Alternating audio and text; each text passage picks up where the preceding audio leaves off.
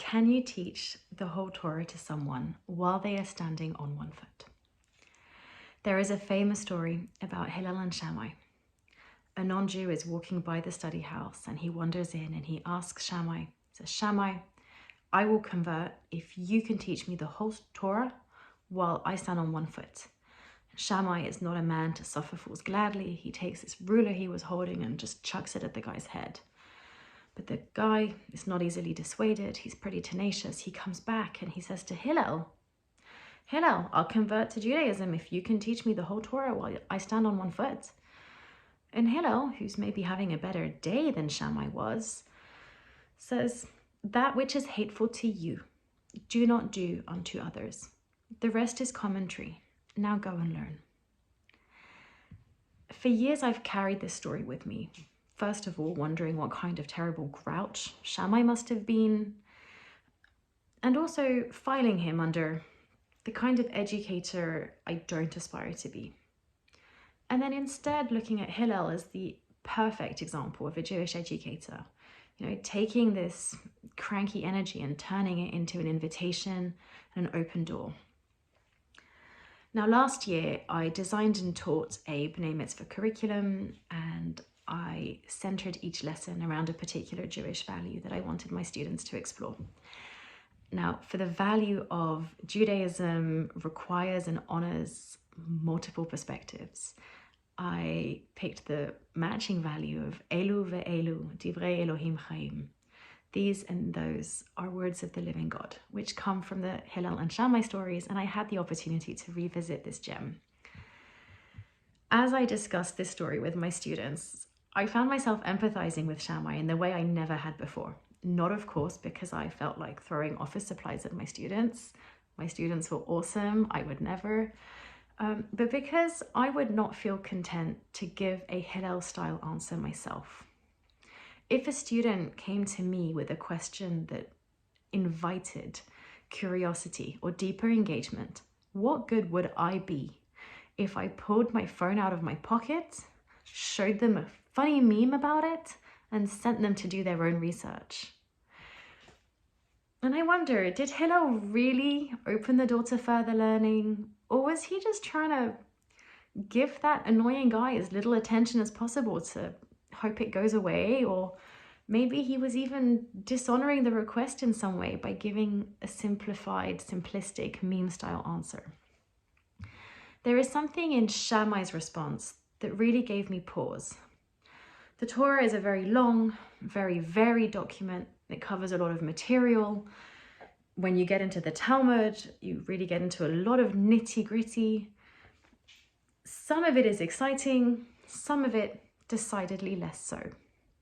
Some things make sense at first reading. If you're a landowner and you have a field, you should leave the corners so that poor people can come and glean. That makes sense. We're building a fair society, a just world.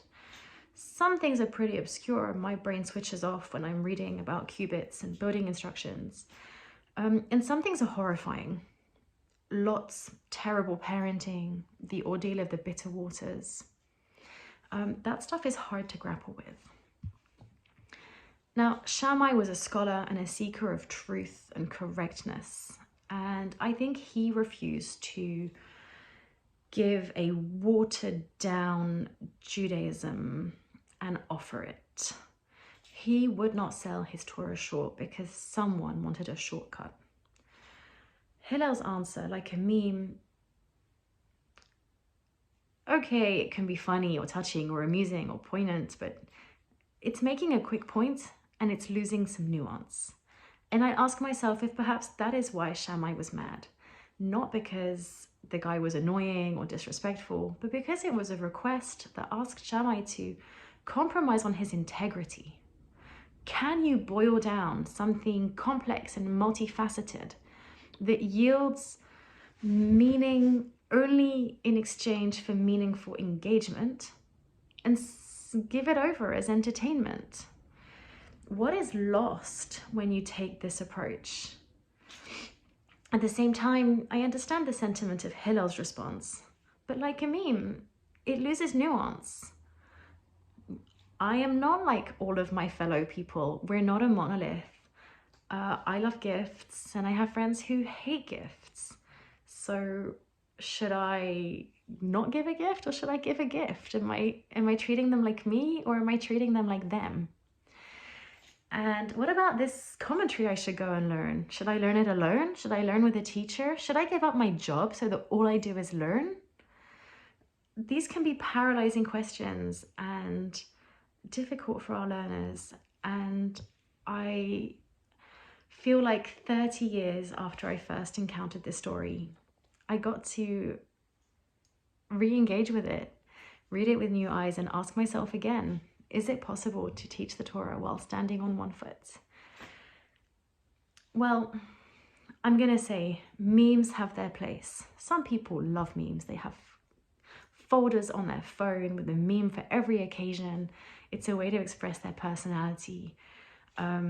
It's a way to have a quick connection when a longer response isn't possible. And I think there's a place for that.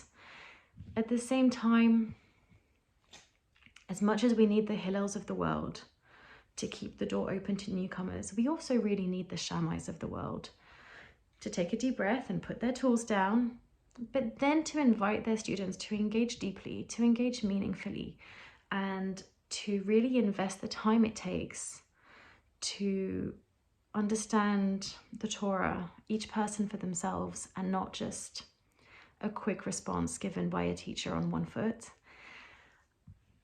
I don't think that anyone can claim to teach the Torah while standing on one foot, but I wholeheartedly embrace the notion that Elu ve'elu divrei Elohim chaim.